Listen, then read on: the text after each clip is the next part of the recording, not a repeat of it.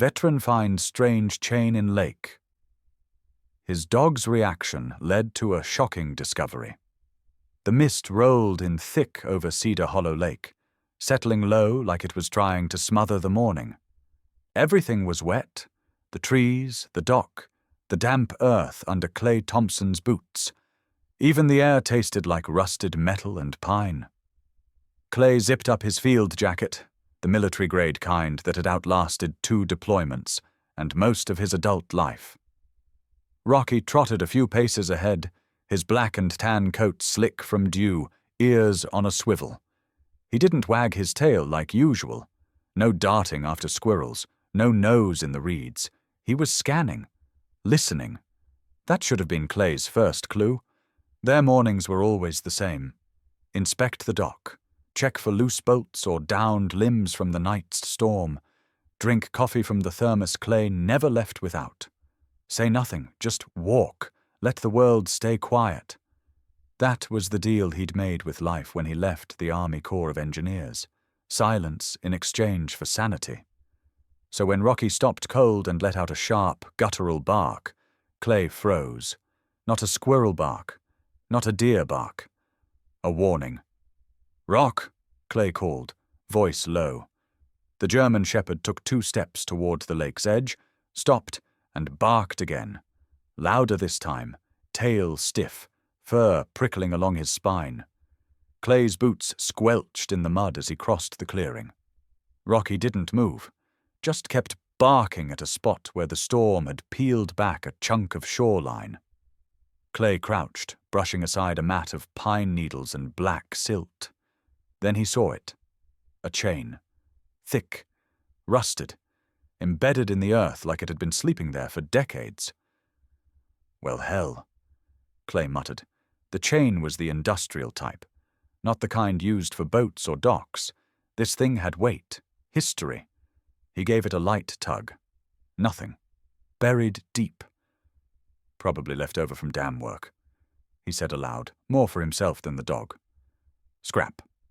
But Rocky didn't move, didn't blink. He just stared, his body coiled like a spring. Clay looked again. The chain didn't belong. There were no mooring points nearby, no anchors, no equipment, nothing that explained why a 6-link-wide chain was buried in a remote corner of the lake where no one docked and nothing floated. He reached for his phone, thinking to snap a picture, but paused when Rocky let out a low growl, deep from the chest. Not anger, something older. Fear, maybe. "You smell something?" Rocky didn't answer, of course, but his posture changed. He backed up a step, then circled behind Clay, positioning himself between Clay and the lake. And that's when the water shifted. No wind, no fish. Just a subtle ripple, starting near the end of the chain and spiraling outward, like something down there had exhaled. Clay's hand instinctively dropped to his side, where a weapon used to be. Nothing but a Leatherman clipped to his belt now. The habit was still there, though.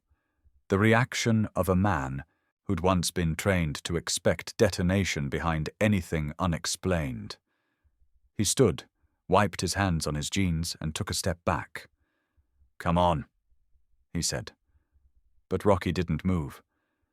The shepherd stayed rooted, tail rigid, eyes locked on the water like he was waiting for it to move again, or maybe daring it to.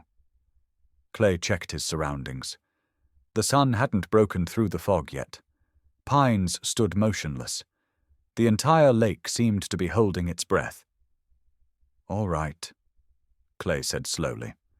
"Let's flag it and tell the park office." Still no reaction from Rocky. That's when Clay's boots slipped slightly. He glanced down and saw the mud where he'd stood begin to shift. Not sink. Shift. Something was moving under the surface. He didn't wait. "Rocky, heel." This time the dog moved, but only after one last look at the chain. Back at the cabin, Clay unzipped his jacket and tossed it over the banister. His hands were dirty. He poured himself a coffee and stared out the window. Rocky paced near the door, back and forth, nails clicking against the old wood. "Let it go, buddy," Clay muttered. Rocky didn't. That night, Rocky refused to sleep on his bed. He sat at the window, alert, watching the direction of the lake with that same intensity. At one point, around 2 a.m., Clay heard him growl. Short, sharp. He got up, pulled the curtain back. Nothing but blackness beyond the glass. Still, the feeling gnawed at him.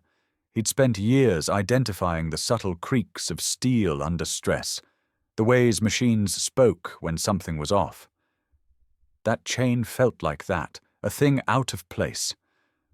A voice left behind.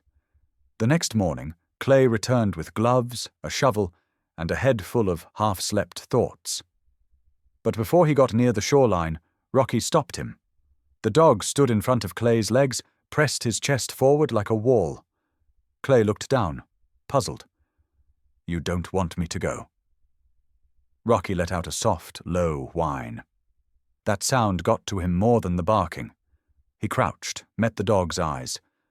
"What is it, Rock?" The shepherd glanced back toward the lake, then to Clay, then back again. He wasn't scared. He was warning. Clay stood, gripped the shovel tighter, and walked toward the chain. Rocky followed, staying close, his body low, every movement tense. Clay knelt at the sight again, pulled gently on the chain. It groaned, a sound like something ancient shifting against metal. The mud trembled. That's when it clicked. This wasn't just a buried object. It was attached, and it was locked from above. He dropped the chain and stood up fast. Rocky was already staring out at the water again. This time, his tail didn't move at all. Clay backed away slowly, eyes scanning the surface. The lake looked empty. Still, but in his chest he felt the tension rise, the feeling he hadn't had in years, the one that said, "You're not alone out here." Behind him, Rocky let out a single bark. Sharp, clean, certain. Clay didn't. "Ask again." He listened. Clay sat on the cabin steps, a mug of black coffee cooling in his hand, the mist still clinging to the tops of the trees like a memory that wouldn't burn off. Rocky was a few feet away, lying in the dirt with his head resting on his front paws, eyes half closed but never fully asleep. Even in rest, the dog listened. They were built the same way, always alert, always waiting. The events from yesterday had sunk into Clay's mind like oil into old canvas.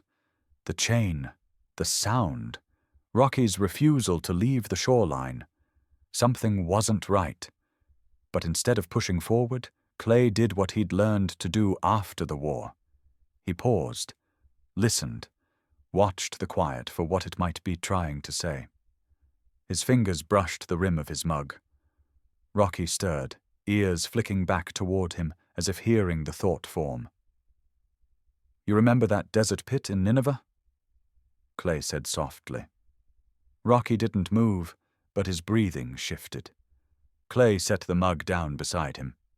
For a moment, he just watched the dog.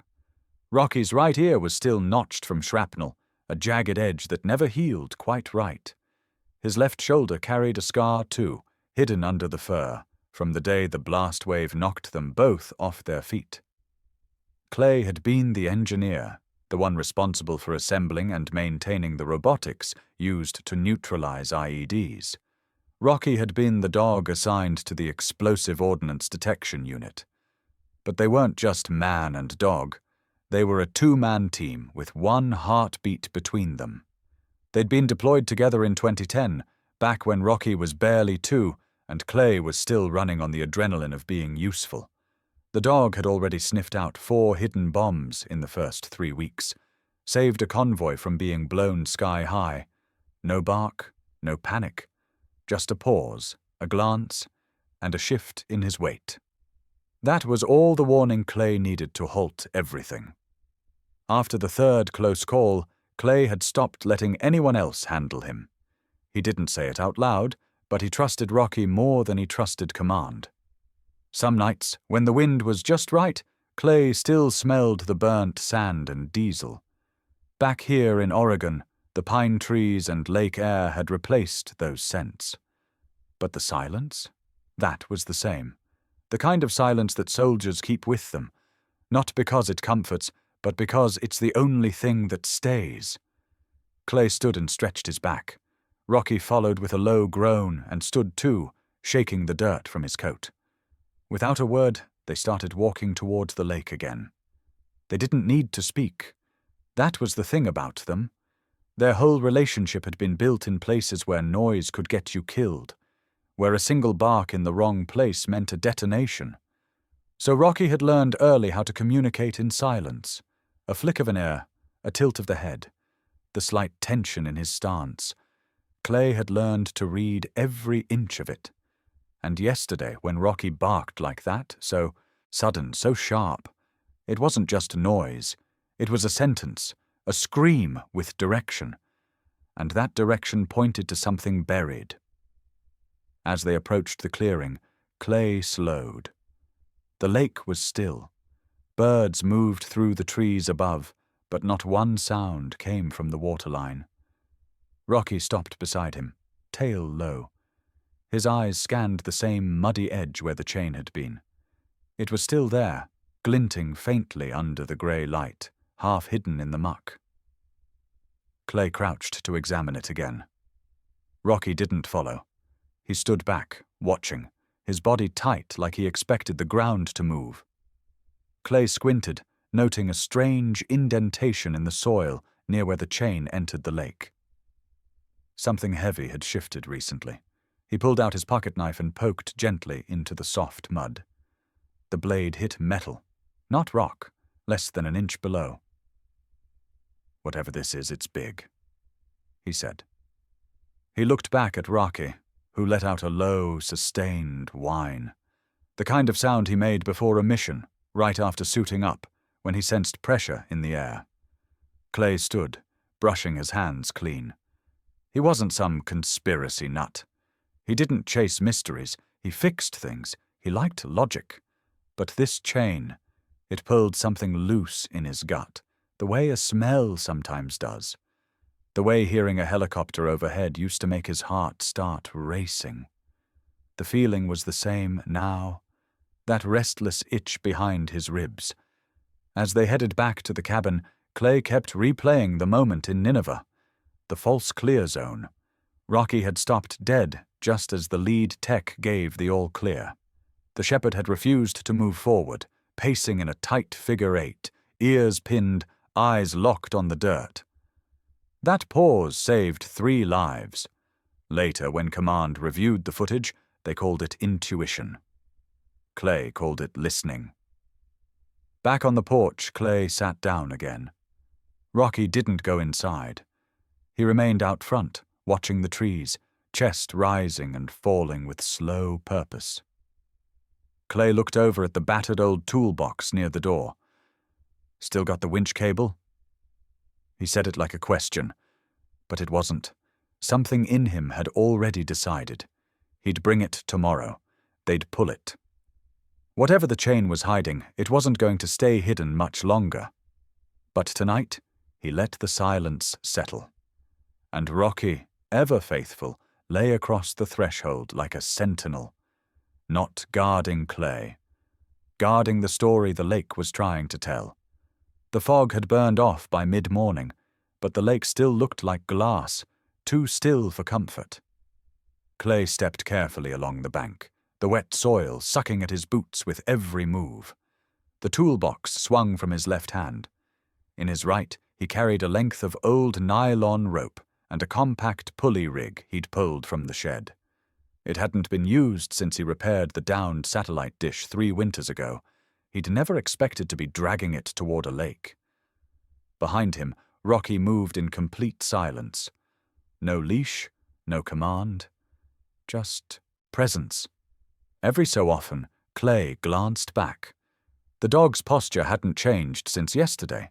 Shoulders tight, tail low but alert, ears forward like radar tuned to a single signal. The chain still lay where they had found it. A patch of silt had settled around it, as if the earth had already tried to reclaim the secret. Clay knelt beside it, examining the metal again. The links were wider than his hand, crusted in rust and algae, but still solid. He wrapped a rag around one link and gave it a small tug. No give. Whatever it was tied to, it wasn't light, and it wasn't ready to move. Rocky growled, a low, pulsing sound, barely audible, not directed at anything Clay could see, just a deep vibration of warning. "You're not going to like this," Clay murmured. He looped the rope around the end link and anchored the pulley system to a thick pine root nearby. The motions came back easily. Even after all these years, his hands remembered the weight of knots, the tension in rigging. It was the kind of muscle memory that didn't fade, even if the reasons behind it did. Once everything was secure, he took a breath and began to crank the pulley. The rope tensed immediately. Beneath the surface, the chain shifted with a sluggish resistance, groaning faintly like an old door dragged across concrete. The sound sent a chill up Clay's spine. He paused, waited. Rocky didn't move. Clay cranked again. This time, a few inches of chain lifted above the mud, bringing with it a sour stink of lake-bed rot and iron. Bubbles broke the surface. Small at first, then more. Something was down there, and it was sealed in tight. The dog barked once, short, hard, enough to make Clay's hand jerk. He stopped again. "Okay," he muttered. "Okay, easy." He moved to the edge of the water, trying to get a better angle. The lake lapped gently against the bank, but now, just beneath the surface, he could see it. A dark, squared edge coated in muck and algae. Just enough to catch the sunlight and flash dull grey. Clay leaned closer. It wasn't a rock. It wasn't driftwood. It was metal. He stepped back, heart suddenly pounding harder than the effort should have caused. Rocky moved beside him now, silent, his body pressed close, but eyes locked on the spot. Then, without warning, the water shuddered. Not from wind, not from him. It moved like something shifting far below, dragging sediment and tension up with it. Clay froze. From the depths, a sound emerged, a long, low screech of metal against metal, like a massive hinge beginning to give after decades. Then silence. No birds, no insects. Even the breeze seemed to cut off like nature was holding its breath. Clay backed away slowly, fists clenched. He wasn't a man prone to nerves, but this was different. It felt like turning a key in a lock you didn't know existed. Rocky growled again. Not at the water, not at the chain, at the sound, like he remembered it, or recognized it. Clay pulled the rope taut to her, secure the progress he'd made, then stepped back, his boots squelching in the mud. He looked down at the half-uncovered shape, its edges still buried under years of silence. It was square, too square, and from what he could see, reinforced. That wasn't boat scrap. That was structure. He stared a moment longer, weighing what to do.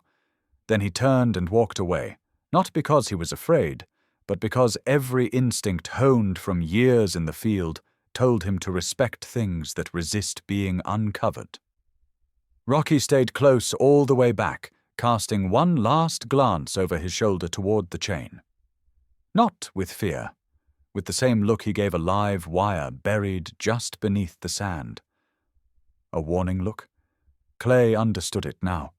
Whatever was down there, it didn't want to stay hidden. It had just been waiting for someone to pull. The ranger station sat on the edge of the highway, camouflaged by tall fir trees and weathered paint.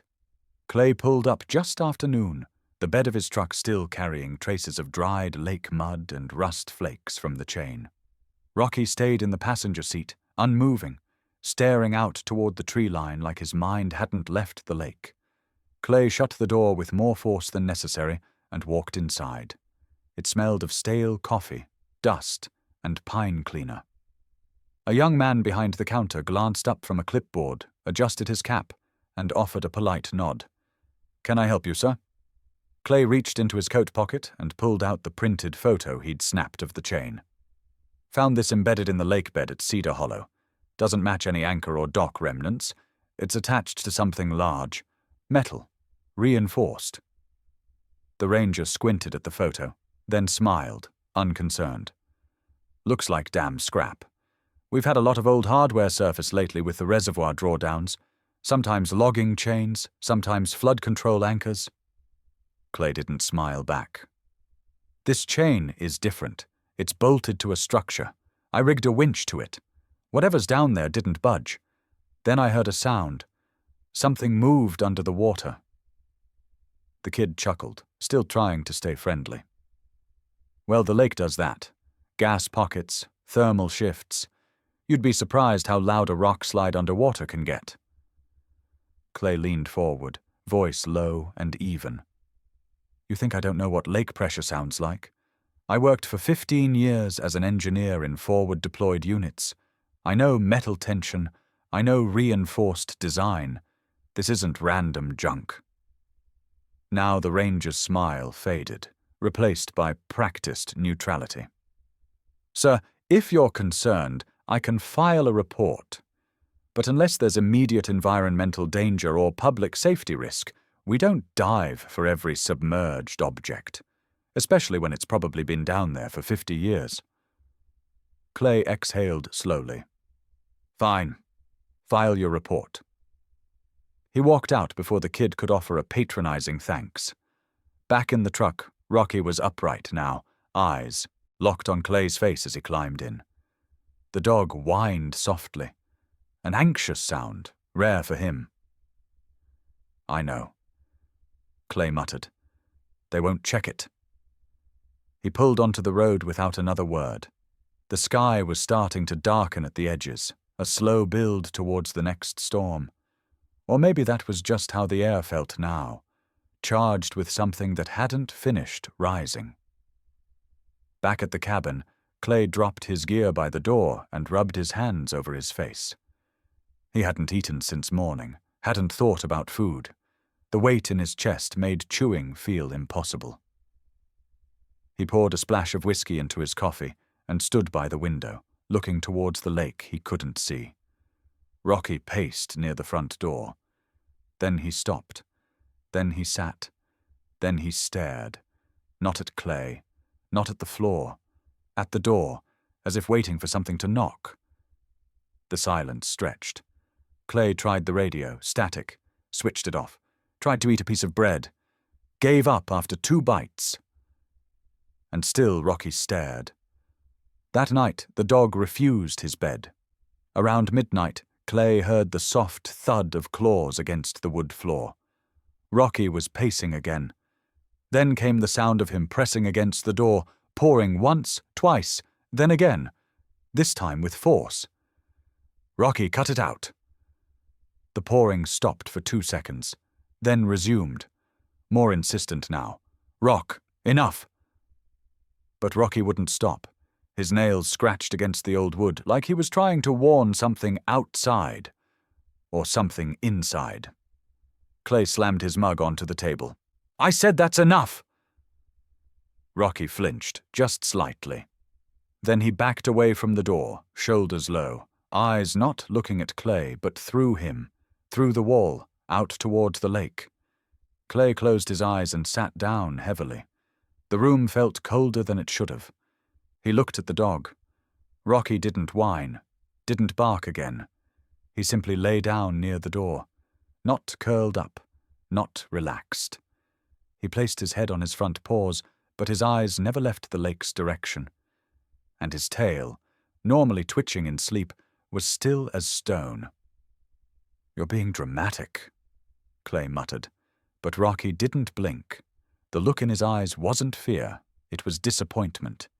And that cut deeper than anything Clay had expected.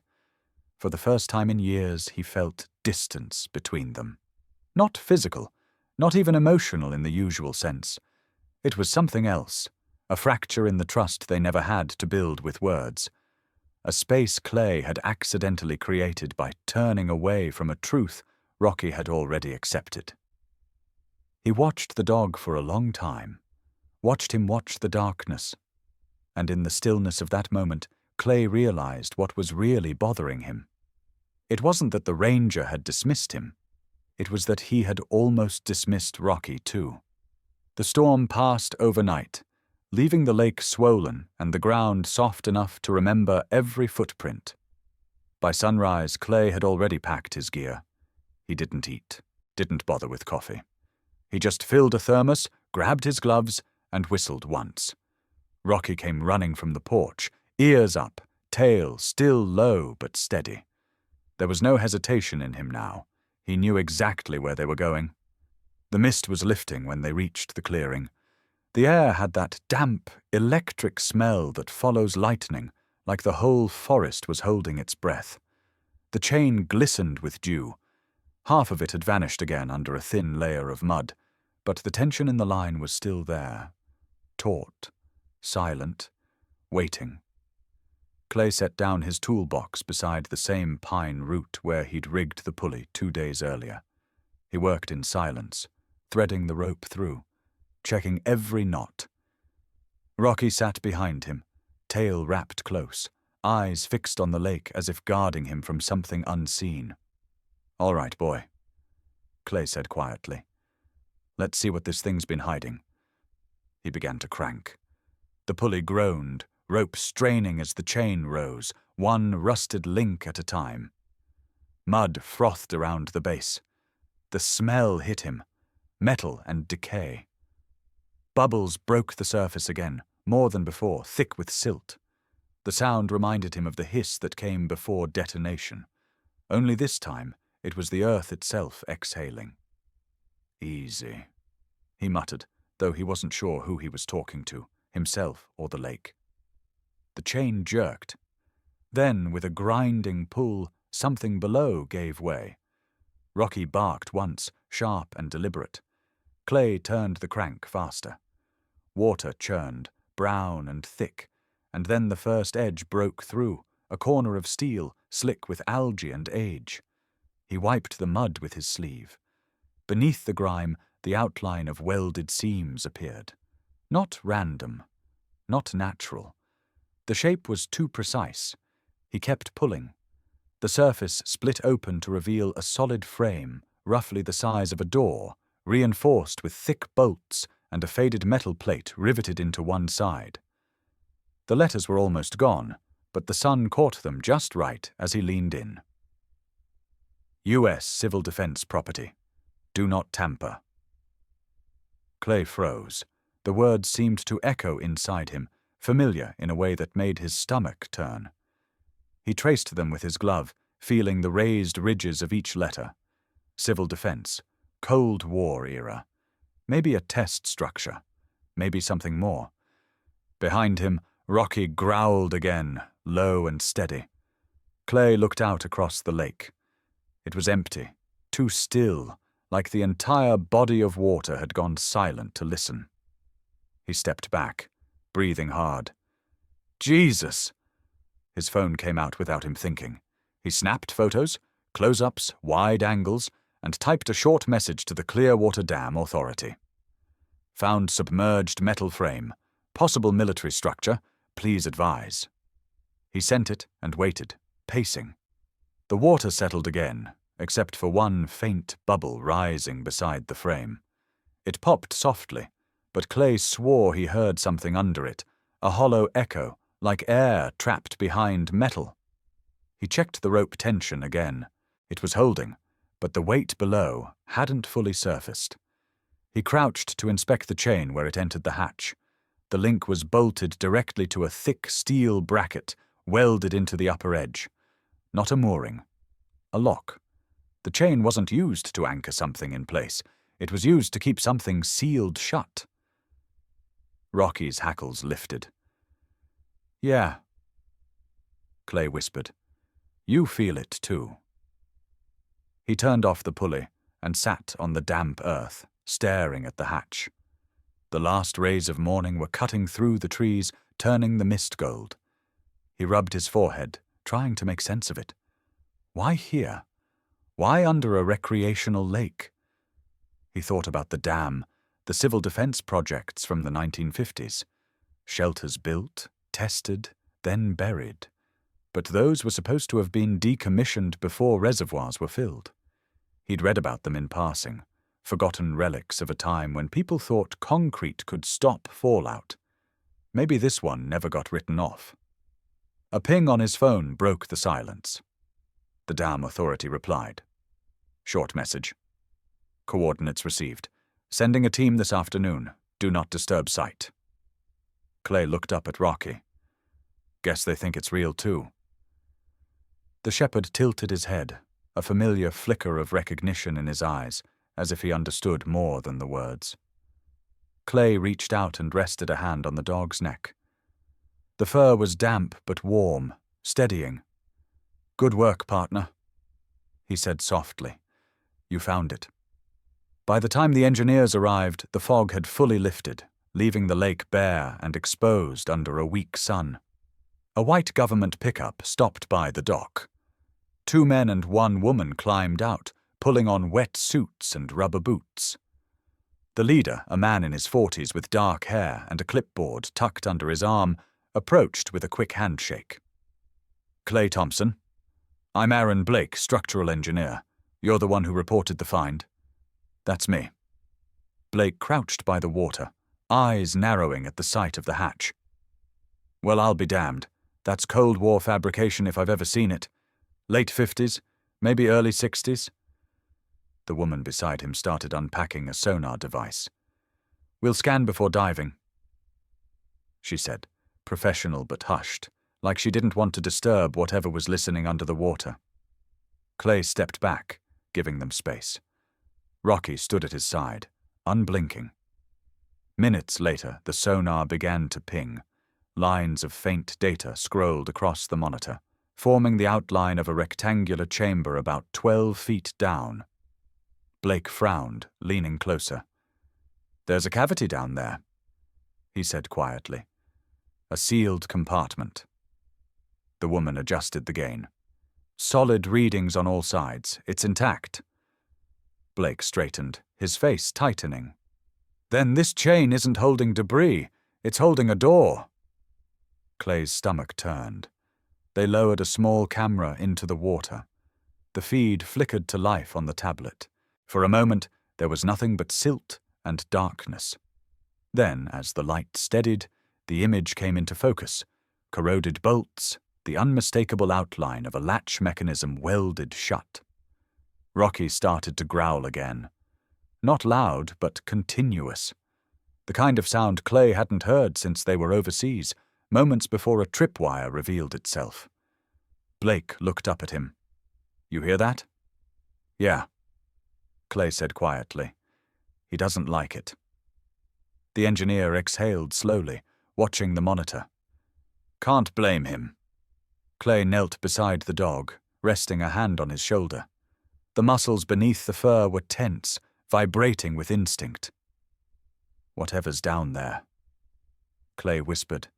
It's been waiting a long time. The camera's light swept across the hatch again, catching on one last detail, something stamped into the steel just below the warning text. Faint but legible. A serial number. And below it, 3 letters. A19. Blake scribbled it down, his voice barely above a breath. Project code. Civil defense, experimental. He turned to Clay. You didn't just find an old structure. You found something they meant to forget. Clay didn't answer. His eyes stayed on the dark water. Rocky pressed closer, a quiet tremor in his chest. And from somewhere beneath the surface, a single metallic creak rose. Slow, deliberate, like a door settling in its frame after 70 years of sleep. The next morning, the sky was a pale, merciless grey. No wind, no birdsong. Just the hum of portable generators and the click of metal buckles as the survey team prepared for their dive. Clay stood by the shore, arms crossed, eyes fixed on the water. He hadn't said much since the hatch rose the day before. He didn't need to. Neither did Rocky. The shepherd lay by his side, posture rigid, ears rotating like satellite dishes. His body didn't move, but his gaze never left the chain trailing into the lake. Aaron Blake, now in a dry suit, approached Clay with a nod. "We're going straight down. We've marked the frame's position, and sonar confirms a full structure under there. 10 by 12 footprint, walls reinforced. No signs of collapse." "You expecting to find anyone?" Clay asked. Blake paused. "Not alive." 2 divers were already in the water, their black silhouettes cutting through the flat lake like shadows with breath. The camera feed was set up on a field monitor near the dock. A woman named Jordan, the team's sonar tech, manned it with gloved hands and a face that hadn't smiled since yesterday. Clay knelt beside Rocky. "Still tense?" The dog didn't blink. Blake stepped closer. "I've seen dogs react to buried ordnance, methane leaks, even collapsed wells. But this feels different." Clay didn't respond. He just watched the water. Minutes passed. The divers radioed in. Hatch located. Structure stable. No movement. Then came the metallic pop of cutting equipment underwater, the high-pitched squeal of a plasma torch biting into 70-year-old steel. The sound was faint on the surface, but Clay heard it. And more importantly, so did Rocky. The dog stood slowly, every muscle taut, tail still. A deep growl rippled from his chest. Clay laid a hand gently on Rocky's shoulder. "It's okay, bud." But it wasn't. He felt it too. The lake had changed. 10 minutes passed before the divers broke the silence again. "Seals compromised. Opening hatch now." On the monitor, silt clouded everything. Then, slowly, the view sharpened. A narrow corridor appeared, lined with rusted metal, faded stenciled warnings, and rows of shelving that hadn't seen light since Eisenhower was in office. "Jesus," Jordan whispered. The camera panned across the interior. There were folding cots bolted to the wall, ration crates, a Geiger counter with its dial stuck mid-sweep. A crank-powered radio sat on a table next to a thick manual titled Civil Defense Response, Level 4. Cookpots, a propane stove, a dented canteen. Everything was still. Everything was untouched. But nothing had been moved. No evidence of struggle, no sign anyone had tried to leave. "Looks like it was sealed before anyone got down here," one of the divers said. But then came a quiet voice through the comms, a new diver speaking up. "Hold up. There's something in the far locker. Looks like paperwork." The camera swept over. There, propped inside a sealed binder box, was a manila folder, water-stained but still intact. They retrieved it carefully, rising back to the surface with the file protected in a vacuum tube. When Blake cracked it open on shore under the tent, 6 pages were inside. "Construction log," he said. "Project A19. He flipped to the last dated entry. His voice slowed as he read aloud. "June 17th, 1954. Final welds completed. Awaiting federal inspection. 6-man crew remains on site until next phase." He turned the page. There was no next entry. Jordan leaned over. "So, they were still working when the flood orders came down?" "No record of retrieval," Blake said. "No evac notation. No handoff signature." Clay felt it hit like a silent punch. 6 men. Gone. No sirens, no headlines, no dog tags or folded flags, just a flooded chamber and a chain bolted shut from the outside. "Clerical error," someone muttered. Clay's jaw tensed. "That's what they'll call it. Easier than saying they buried them alive."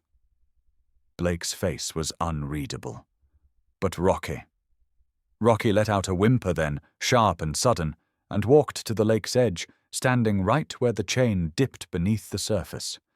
He sat, then lay down, paws crossed, gaze unwavering. It wasn't a show. It was a vigil. Clay followed slowly and knelt beside him. He didn't say a word.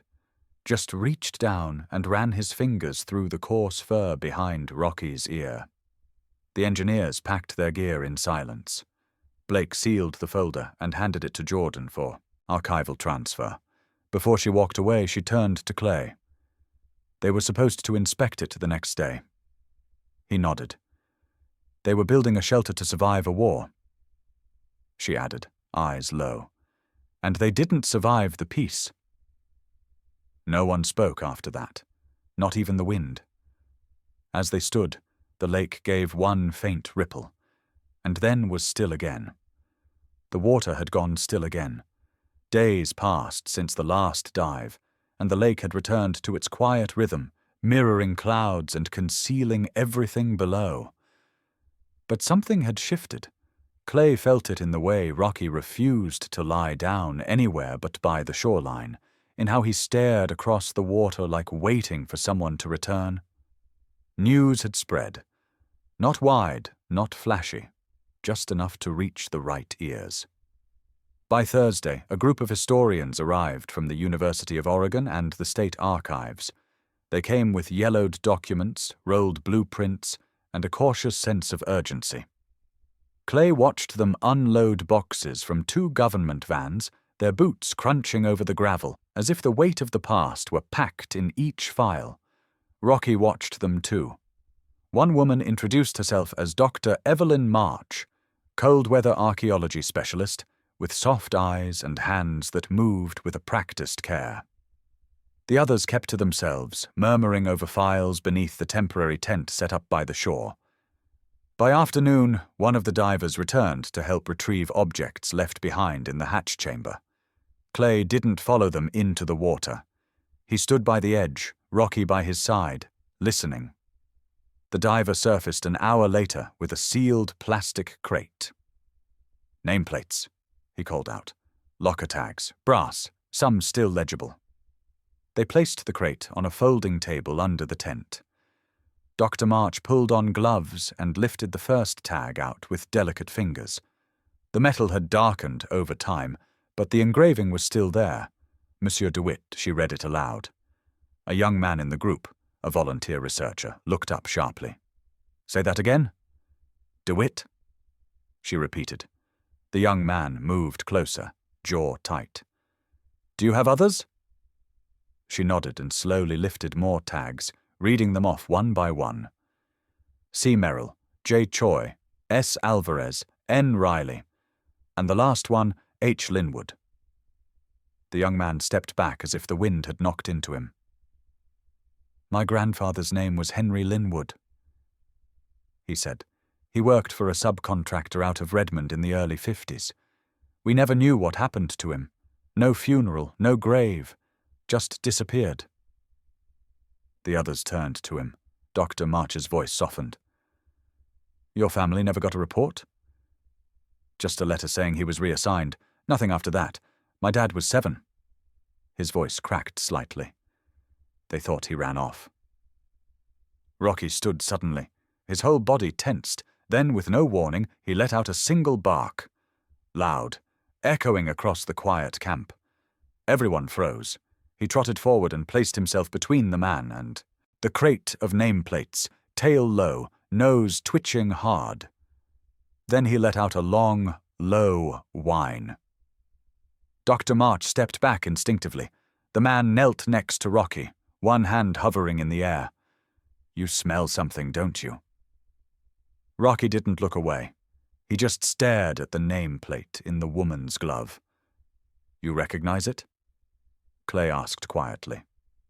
Rocky turned, looked up at Clay, then back at the crate. The dog had been around bombs, bodies, fire, and dust. His memory was long, sharp, and it wasn't just scent, it was presence.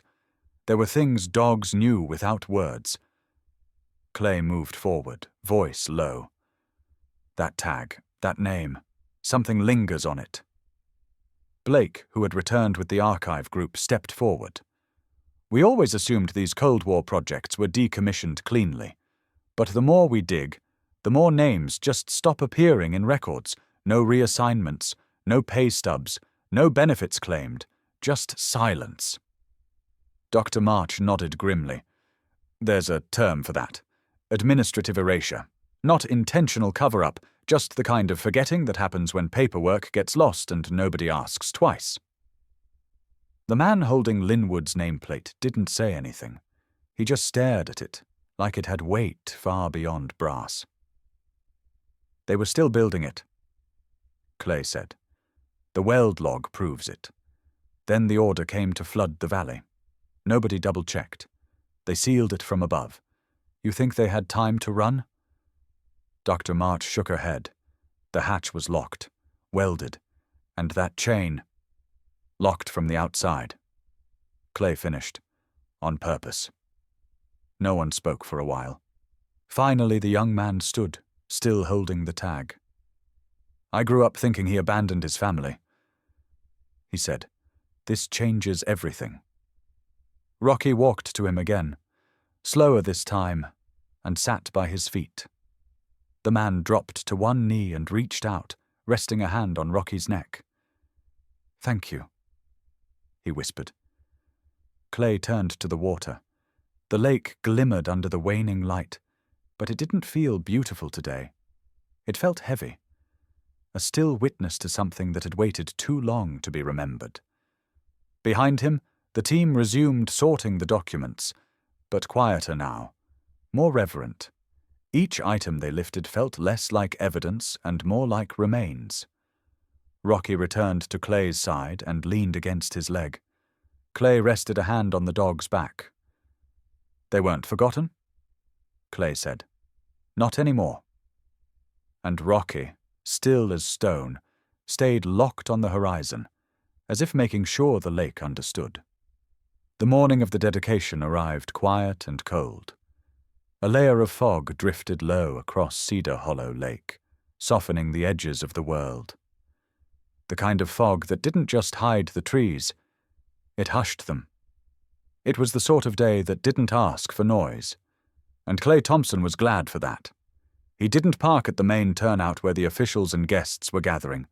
He pulled his truck to the far side of the tree line, cut the engine, and stepped out into the crisp air. Rocky jumped down from the passenger seat, landing softly beside him. No leash. He didn't need one. They walked together toward the ridge overlooking the shore. Down by the lake, a small crowd had formed. A mix of local officials, a few historians, some press. No podium, no music. Just a single stone covered by a canvas cloth and a modest white tent flapping gently in the breeze. Clay stayed beneath the trees. Rocky sat at his feet, tail tucked neatly beside him, body still but alert. His eyes weren't on the people. They were on the lake. A ranger spoke first. Clay didn't catch his name. He was respectful, voice low, just loud enough to reach the dozen or so who had gathered. "We're not here for ceremony," the man said. "We're here for acknowledgement." The cloth was pulled back. The memorial stone was simple, grey slate, polished smooth, its corners rounded like river rock. No logos, no military crests, just words, to those who were lost, before anyone noticed they were missing. Cedar Hollow Memorial, 2025. The wind shifted slightly, and for a moment Clay caught the faint smell of lake water and pine needles warming in the morning sun. He exhaled through his nose, slow and quiet. Rocky pressed his shoulder gently against Clay's leg, not out of need, just to say, "I'm here too." Clay rested his hand on the dog's head, fingers threading gently behind his ears. "You never barked for attention," he whispered. "You barked for the truth." A woman stepped forward to lay a small wreath of pine and dried wildflowers at the base of the stone.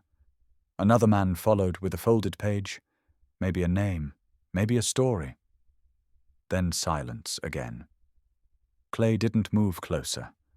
He didn't need to. From where he stood, the words on the memorial were clear. So was the feeling they left behind. He thought of the 6 men, of the hatch, of the empty beds and uneaten rations, of brass nameplates that had waited in silence beneath 40 feet of water for 70 years, and of how close they'd come to staying forgotten. The crowd began to thin. A few people lingered to take photos, speak softly, shake hands. The woman who had found the project folder weeks earlier, Dr. March, glanced toward the tree line. For a second, Clay thought she saw him, but she didn't wave, just nodded once, like maybe she understood. Rocky stood, shook off the cold, then lay back down again, chin on paws. A gust of wind rattled the canopy of firs above them. Clay took one last look at the stone, then turned toward the trail. They didn't speak, of course. They never had to. As they walked back through the trees, Rocky stayed close to his side, footsteps quiet against the forest floor. And behind them, the lake shimmered. Still. Watching. Not with menace, but with memory. The first letter came 3 days after the memorial. It arrived in a plain white envelope, postmarked from Albany. The return address was typed, but the handwriting inside wasn't. It was careful, a little shaky. Old. The ink had pooled in some letters, like the writer had paused between thoughts. I was 6 when my father disappeared. It read, "They told us he drowned. We believed them. I never saw his body. Never had a grave to visit. Thank you for giving us back a piece of him." Clay folded the letter slowly, set it on the kitchen counter, and didn't touch it again for days. Then came another. And another. The story had made its way into the local paper first, buried in the back pages. Then it hit the state press. By week's end, a national outlet picked it up. Buried beneath Cedar Hollow, a dog's bark uncovers long-lost truth. Clay didn't read the articles, but they kept coming. Stacks of manila envelopes, some with old black and white photos, others with crumpled documents from the 1950s. A woman from Colorado sent a lock of hair wrapped in silk, along with a note that read, "My brother always said he heard a voice in the woods. Maybe it was one of them." He kept them all in a shoebox under the bed. All except one. A short, rusted piece of chain, maybe 6 inches long, with a single link fused shut by time and pressure. Clay had found it near the tunnel entrance the day before the hatch was opened. It wasn't from any modern equipment. He cleaned it up gently with a wire brush and oil, just enough to bring back the dull silver beneath, then placed it on a small slab of cedar and set it above the fireplace. No plaque, no explanation, just memory. Rocky sat beside the hearth most evenings now, ears twitching as the fire cracked. He didn't seem to mind the attention. After all, his photo had been printed in 3 papers. A local hardware store hung his picture near the checkout counter. "Hero Dog of Cedar Hollow." The sign read, with a paw print drawn in black marker. Kids would stop and stare. Some tried to pet him when they saw him in town. Rocky was gentle with them, patient. But he never played the part of a show dog. He didn't perform. He didn't pose. One morning, a woman from the state fire marshal's office knocked on the door. She brought a framed certificate, gold seal and all. "We'd like to recognize him officially," she said. Clay looked at the frame, then down at Rocky, who was busy sniffing the woman's boots. He wasn't trying to be a hero, Clay said quietly. He was trying to be heard. The woman nodded slowly. Sometimes that's the same thing. Clay took the certificate, thanked her, then tucked it behind a stack of books in the back room. The chain stayed on the mantel. He didn't go back to the lake often. Once or twice, when the fog rolled in low and the wind came in off the water just right, he'd stand on the ridge again. Rocky would trot ahead, nose to the earth, as if checking for new voices buried beneath old leaves. Sometimes they found nothing. Sometimes they found silence that felt different. Not empty, not sad, just full of what had once been missed. A local reporter called again last week, wanted a follow-up piece, maybe an interview for a podcast. Clay didn't pick up. Instead, he walked out to the shed, fixed the hinge on the back door, then sat with Rocky in the grass until the sun dipped low behind the ridge. He didn't need more words. Not now. The truth had been spoken. All it took was someone willing to listen, and a dog who never stopped trying.